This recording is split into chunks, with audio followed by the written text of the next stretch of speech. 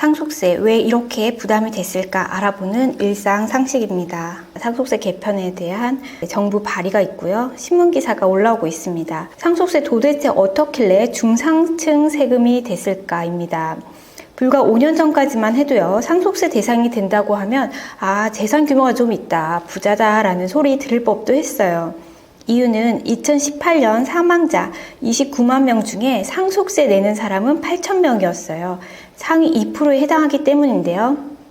2023년에 사망자 수는 35만 명 정도 됩니다. 이 중에서 상속세 내는 사람은 2만 명, 상위 5%가 상속세를 내고 있어요. 상위 2%에서 지금 5%니까 여전히 높다 이렇게 생각하실 수도 있는데요. 지금 문제가 사망자 수가 2배가 증가하지 않았습니다.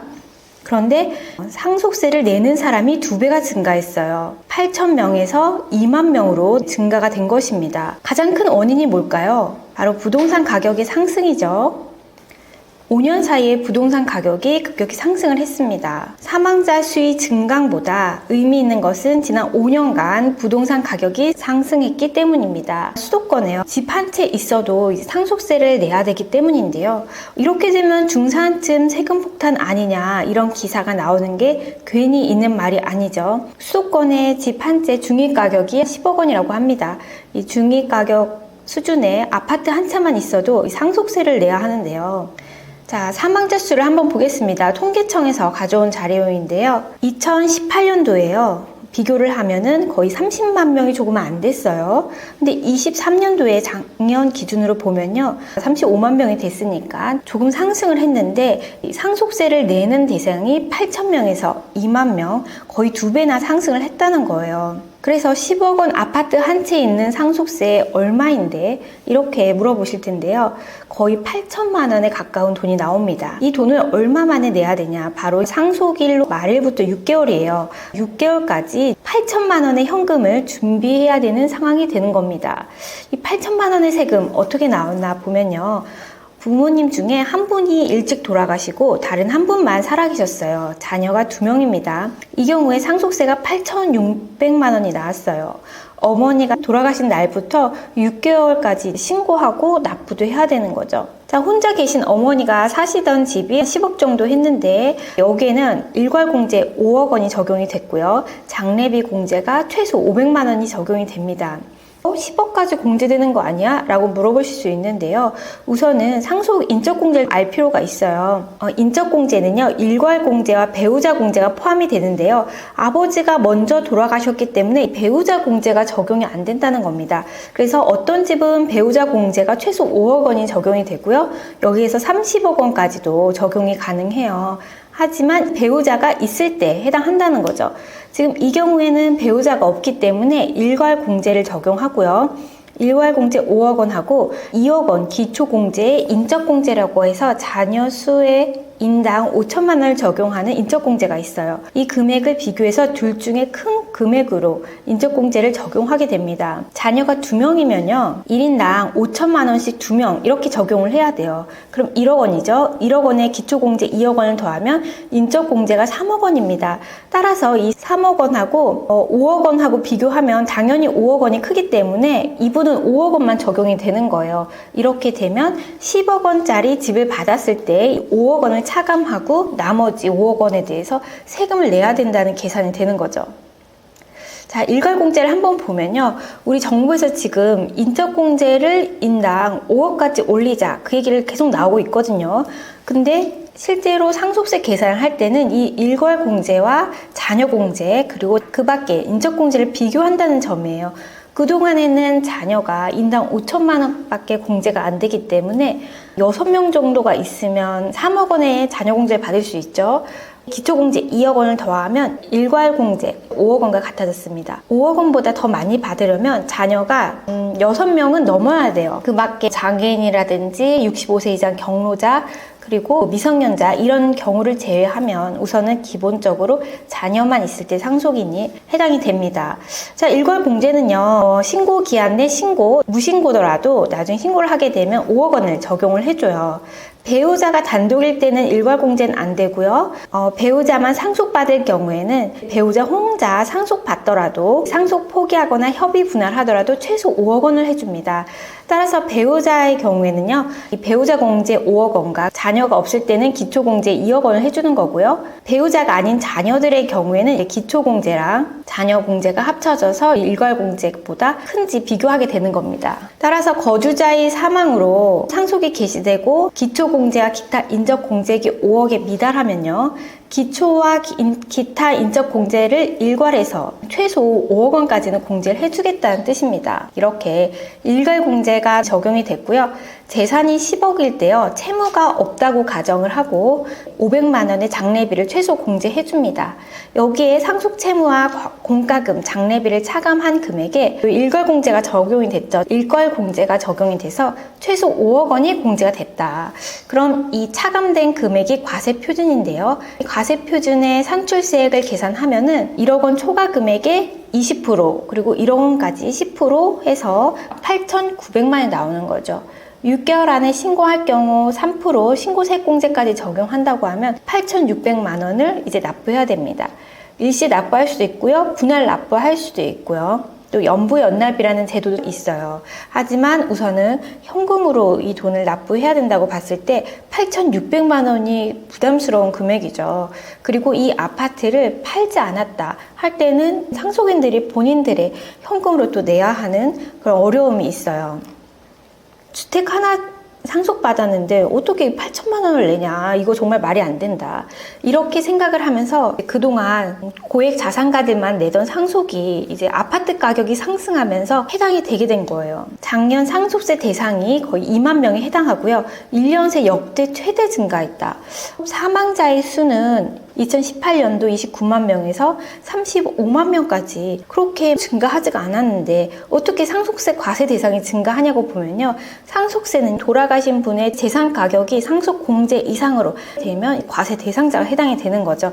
지금 보시면 상속세 대상자가 증가했다는 거거든요. 이게 사망자가 증가한 것이 아니라 대상자가 역대 최대로 증가했다는 겁니다. 2024년 6월 기사고요. 부동산 가격이 올랐다. 그리고 역시나 고령자가 증가하긴 했죠. 29만 명에서 5년 사이 35만 명으로 증가하면서 국세청이 발표에 따르면 지난해 상속세 과세 대상은 19,944명으로 전년 대비 4,000명가량 늘었고요. 1년 사이 증가 인원이 최대이다. 이전에는 부잣집만 냈던 세금이 사망자 10명 중에 5명꼴로 이제 납부를 하게 됐다는 거죠. 중앙일보 기사입니다. 그래서 상속세 납부 대상을 보면요, 피상속인이라는 거는 돌아가신 분을 얘기해요. 네, 돌아가신 분 기준으로 말씀드리고요.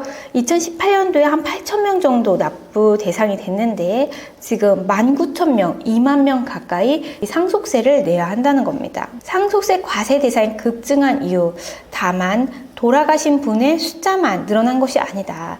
바로 상속세 재산가액이 늘어났는데요. 이렇게 생각할 수도 있을 것 같아요. 그래서 아파트 가격이 한 3배 상승을 한 곳도 있고요. 그전과 비슷한 경우도 있는데 이렇게나 많이 상속세 과세 대상이 됐냐?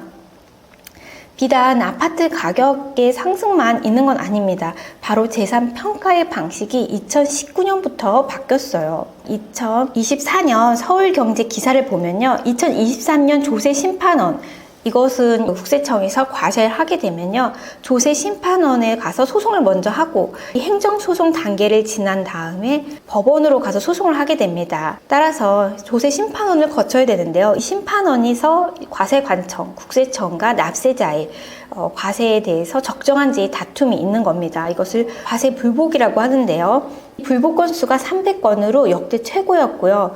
납부 인원이 10년 사이에 이제 4배가 증가했다는 거예요. 주식값도 올랐고요. 땅값 등 급등한 재산 가격이 올랐기 때문에 재산 평가 문제에 있어서 다툼이 증가했다는 겁니다. 상속 재산 가치 평가 역시 조세 불복 사건이 늘어난 배경으로 꼽는다는 거예요. 특히 국세청이 2020년부터 22년 사이에 꼬물 빌딩이라고 하죠. 상업용 건물, 비주거용 부동산에 대해서 대대적으로 감정평가 사업을 벌이고 있습니다. 상속세 평가 문제가 이제 대두되기 시작한 거죠. 당시 국세청은요, 공시가격 현실화율이 낮은 상업용 부동산에 대해서 기준가액으로 상속증여가 일어남으로써 절세 대상이 된다는 점을 근거로 감정평가를 추진하고요. 이 시가만큼 가격을 반영하겠다는 거예요. 상속증여세를 다시 부과를 했죠. 이 때문에 적법한 절차로 상속세를 냈어도 재산의 평가 차이가 문제가 있다는 겁니다. 국세청이 감정평가를 다시 함에 따라 갑작스레 세금 폭탄을 맞는 사례가 늘었다는 지적이 나옵니다. 이 부분이 제가 생각해도 상속세가 늘어난 원인 중에 하나라고 생각을 해요. 상속세 조세 심판한 접수 건수를 보면요. 2023년도에 300건으로 늘었습니다. 점점 상승하고 있어요. 이렇게 조세 불복 주요 유형을 보면요. 국세청과 납세자의 상속 가액이 책정이 상이하다. 특히 부동산하고요. 비상장 주식 등 시가 책정이 어려운 것들이 있어요. 아파트의 경우에는 주변에 유사한 동호수, 평수 이런 걸 기준으로 유사 사례가액으로 평가를 하기 때문에 거의 시세와 동일하게 나옵니다. 하지만 단독 건물이나 토지 그리고 비상장 주식 같은 경우에는 이 법인에서 부동산을 소유하고 있는 경우가 있어요. 단독 건물이나 토지는 주변에 동일한 것이 없기 때문에 유사 매매 사례가를 쓸 수 없고 당해 물건의 시가 아니면 감정평가를 써야 되는데요. 이때 국세청이 감정평가를 하게 됨으로써 시가만큼 과세가 되는 겁니다. 따라서 이 감정평가를 하지 않았을 때는 평가 방법의 순서에 따라 시가가 없다면 평가가액 없다면 기준가액으로 가게 있어요. 거의 건물의 기준시가, 토지의 개별 공시지가로 신고를 했었는데 이 부분을 이제 감정평가를 하다 보니까 시세가액만큼 평가가액이 올라온 겁니다. 따라서 불복의 주요 유형 중에 평가 문제가 커졌다는 거죠. 그리고 10년 동안의 사전 증여 재산을 무신고한 경우 그리고 가업상속 공제 등 사후관리 요건 유지에 대한 이 사항들이 불복 과세 쟁점에서 많이 다툼이 있었다 이렇게 보는 거죠. 그래서 우리가 재산 평가 문제를 알아보면 좋은데요. 2019년 2월 10일부터 국세청이 부동산 감정평가를 실시하게 됐어요. 이것도 법에는 근거가 있습니다. 왜냐하면 2019년 2월 12일에 상속증여세법 시행령이 개정이 됐어요. 그래서 납세자가 상속증여를 신고한 이후에도 법정 결정 기한까지 매매, 감정, 수용가격 등이 있으면 평가심의위원회를 통해서 시가로 인정받을 수 있도록 한 거죠. 이전에는 감정평가 기간이 정해져 있었는데 상속일, 그러니까 사망일로부터 이전 6개월, 이후 6개월, 또 증여는 증여한 날로부터 이전 6개월, 이후 3개월까지만 감정평가가 해당이 됐고 직전 2년에 감정평가가 있더라도 이걸 평가심의위원회 거치면 됐는데 여기 보시면 결정기간이라고 해서 상속세와 증여세는 납세자가 과세관청에 세금을 신고하면 국세청에서 이것이 맞다 들리다 결정을 해줘야 돼요. 그래서 확정이 되는데 이 결정기간 안에 감정평가를 할 수 있도록 시행령에서 개정을 했다는 점이에요. 제가 실제 국세청에 있을 때 시행이 됐는데 이때는 보도자료를 통해서 국세청이 비주거용 부동산과 나대지 이렇게 한정을 했었어요. 하지만 법에는 어떤 물건을 특정하지 않았기 때문에 다 할 수 있었거든요. 따라서 기존에는 비주거용 부동산만 했었는데 이제는 상속 증여된 가액과 신고가액의 차이가 큰 것이 과세 형평성이 떨어지기 때문에 시가에 맞게 과세를 하겠다. 그래서 단순히 비주거용 부동산과 나대지가 아니더라도 감정평가는 할 수가 있는 거죠. 시행령에서는요, 이 결정기간 안에 2개의 감정평가를 받으면 평가심의위원회를 거쳐서 할 수 있다는 걸 정해놨기 때문에 비주거용이든 단순히 토지도 나대지든 이렇게 정할 필요가 없죠. 하지만 법 시행 초기에는 납세자의 예측 가능성 그리고 사회적으로 처음 시행되다 보니까 국세청에서 보도자료를 통해서 정부에 어떤 방향성을 제시를 했는데 이제는 자리가 잡혔기 때문에 상속세와 증여세는 시가대로 평가하는 게 대원칙이에요. 그렇기 때문에 주거용 부동산에서도 가능하다, 할 수 있다는 입장입니다. 평가 기간을 보면요, 상속세의 경우에는 평가 기준일이 있어요. 상속은 사망일로 보고요. 증여는 증여일에 해당합니다. 기준일 이전에 6개월과 이후 6개월, 그리고 증여는 3개월까지 평가 기간에 해당이 돼요. 이 원칙에 따른 평가 기간 안에 거래가 된 것이 있어야 시가로 인정이 되는데 예외적으로 동그라미 1번 보시면요. 재산평가 심의 대상이 되고요. 평가 기준일 전 2년 이내에 감정평가 가액 그리고 매매 가액, 유사 사례가액 등 시가에 준하는 가액이 있으면 평가 심의 대상이 돼서 평가심의위원회를 이제 국세청에서 열어서 시가로 볼 수 있다 하는 경우에는 시가로 사용할 수가 있습니다. 근데 문제가 된 거는 시행령을 통해서 동그라미 예외 입원이 만들어졌다는 거예요. 2019년부터 해당이 되죠. 2019년 2월 12일부터 시행이 돼요. 그래서 이때 이후로 상속이나 증여가 된 경우에는 이 법정 결정 기간 안에 감정평가서 2개가 나오고 평가심의위원회를 올리면 감정평가서의 작성기일이 이 안에 나와야 되는 거예요. 평가심의위원회는 이 다음에 절차적으로 진행되면 됩니다. 따라서 이렇게 되면서 부동산 가격이 전반적으로 시가에 상응하게 올랐다. 그래서 돌아가신 분의 숫자도 늘었지만 중요한 거는 재산 평가 금액이 올랐다고 볼 수 있겠어요. 그래서 상속세 대상, 그 대상이 2만 명에 지금 육박하고요. 이 중에서 상속 재산은 거의 69%, 70%가량이 부동산이라는 거예요. 부동산이 또 부담이 된 이유가 부동산으로 상속을 받게 되면요. 우선 현금이 없습니다. 따라서 현금으로 납부를 하는데 어려움이 있는 거예요. 이제 사망자의 수도 늘어났지만 이 과세 대상으로 들어오는 부동산 가격, 유가증권 가격이 상승하면서 이렇게 올랐다는 거예요. 2014년에는 19,944명이니까 2만 명가량 되고요. 금액을 보는 게 좀 의미가 있는데요. 2019년도 2조였는데 12조까지 상승을 했습니다. 바로 6배까지 지금 올랐어요. 이 이유가 부동산 가격이 상승한 것도 있지만 감정평가를 통해서 상업용 건물이나 그동안에는 기존 가격으로 신고했죠. 그래서 기존 가격으로 한 50억으로 신고한 것도 감정평가를 받게 되면 100억 이렇게 시세가액에 해당하는 가액이 나온다는 거죠. 상속세 신고 현황을 보면요. 토지와 건물의 비중이 가장 높다는 점입니다. 거의 70%에 해당한다는 거예요. 전체 재산별 가액입니다. 건물이 18조, 토지가 8조 정도 된다는 거죠. 따라서 집 한 채 가진 중산층이 사실 제일 문제입니다. 앞에서 말했던 100억대 부자 이런 분들이야 부동산을 매각을 하거나 돈을 납부를 또 할 수가 있어요. 하지만 중산층의 경우에는 집 하나 팔았는데 이 집을 팔기도 쉽지가 않을 수도 있고요. 부동산 가격이 높으신 분들은 또 높은 대로 또 팔기가 힘든 경우도 있습니다. 납세자가 3년 사이에 2배가 폭증했다는 기사가 연일 나오고 있었어요. 2024년 6월 21일에도 나왔습니다.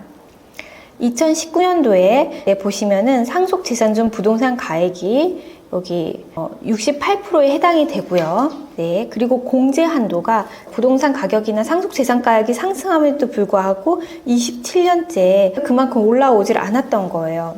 공제 한도가 보통 일반적으로 10억까지 받을 수가 있잖아요. 배우자 5억, 그리고 일괄공제 5억 해서 10억까지로 제자리라는 거예요. 따라서 두 분 계시다가 부모님 한 분 돌아가시면요. 배우자가 있으니까 5억 받고 자녀가 있어서 5억 공제를 일반적으로 받는단 말이죠. 하지만 아파트 가격이 3배씩 상승한 경우에는 공제가 그만큼 올라오질 않았던 거예요. 그리고 중산층이 상속세는 10억이 넘었는데 이 20억 이하로 재산을 물려받아서 상속세를 신고한 사람이 거의 43%로 절반 가까이 된다는 겁니다. 부동산을 중심으로 한 자산 가격이 크게 올랐는데도 상속세를 물리는 기준이 27년째 공제 금액이 바뀌지가 않았습니다.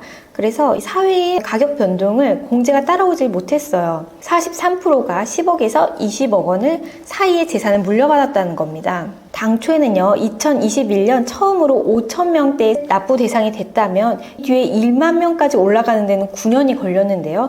지금은 8,000명에서 상속세를 내야 하는 대상이 19,000명, 2만 명까지 가는데 5년밖에 안 걸린 거죠. 큰 부자들만 내는 세금으로 여겼던 상속세 과세 대상자가 급증한 건 공제 한도, 그러니까 공제가 보통 10억 원이 받는데 97년 이후 계속 유지되고 있다는 겁니다. 그래서 앞에서 설명드렸듯이 10억의 경우에는 한 2,800만 원 정도가 나와요. 배우자 공제와 일가 공제를 차감하면 2,800 정도 나오고, 이 배우자 분도 안 계시다, 홀어머니, 홀아버지인 경우에는 거의 8천만 원이면 엄청나죠. 이런 돈을 납부를 해야 된다는 거예요. 서울의 아파트 평균 가격이 지금 11억 원입니다. 상속 재산별로 보면요, 이 10억에서 20억 중산층이 제일 많다고 해요. 43%에 해당됩니다. 다른 공제가 좀 더 있다면 아까 8,600만 원에서 7,400까지도 내려갈 수 있는 거죠. 2028년하고 비교하면 2.4배에 불었다는 거예요. 자산 가격이 큰 폭으로 오르면서 상속세를 내지 않아도 됐던 기존의 분들이 새롭게 과세 대상으로 추가가 많이 됐다는 겁니다. 따라서 상속 재산 규모별 현황을 보면요. 10억에서 20억 사이의 재산을 상속받은 사람들이 43% 중위권에 있다는 거예요. 또 재밌는 통계를 한번 또 볼게요. 여기 500억 초과자가 29명이 있습니다. 이게 명수를 얘기하는 건데요. 100억과 500억 사이가 428명이 있어요. 통계를 좀 보면요. 100억 초과하는 상속자들이 428과 29를 합하면요. 전체 상속세가 지금 6조인데 6조의 절반을 냈다는 겁니다. 그래서 상속세 최고 세율을 낮춘다고 하고 있죠. 50%에서 40%로 인하하는데 수조 원의 세수 손실이 불가피하다. 이렇게 하면서 부자 감세라는 그런 의견이 있습니다. 그렇죠. 30억 초가 50% 세율이었는데 10억 초가 40%로 바뀌면요. 30억 이상의 재산을 받았던 사람들이 혜택을 보는 건 맞아요. 부자감세 틀린 말은 아닙니다. 하지만 그렇다면 이 부자감세라고 해서 최고 세율인 50%를 40%로 내리는 거에서 의견은 어떤가라는 생각이 들면요. 이분들이 최고 세율 50%를 피하기 위해서 해외 이민을 가거나 재산을 국외로 반출하는 이유가 많이 됩니다. 해외로 이민 가고 그런 경우가 많아요. 따라서 이분들이 자산 유출을 받기 위해서라도 저는 세율을 낮춰야 된다고 생각을 합니다. 그래서 상속세는 덜 거칠 수는 있어요. 하지만 이분들의 자산이 국내에 있음으로써 또 유발되는 경제적 이익이 있거든요. 높은 세율은 상속 신고 대상자인 이분들을 우리나라 해외로 나가게 되는 요인이 될 수 있기 때문에 지금도 상속세가 없는 곳으로 이민하는 경우가 많이 있습니다. 그럴 경우 나라에 전반적인 손실을 줄 수 있기 때문에 저는 최고 세율을 낮추는 것이 맞고 장기적으로는 자본 이득 형태의 상속세를 부과하지 않고 자본 이득으로 인해서 이 상속받은 재산을 나중에 처분할 때 세금을 내도록 하는 방안도 더 방향성이 맞다고 생각이 듭니다. 자, 지금까지 부동산값 취소자 상속세 대상자 3년 만에 2배 급등한 이유 있다. 이 내용을 살펴봤습니다. 알수록 돈이 되는 세금 상식, 세상의 여러분과 항상 함께합니다.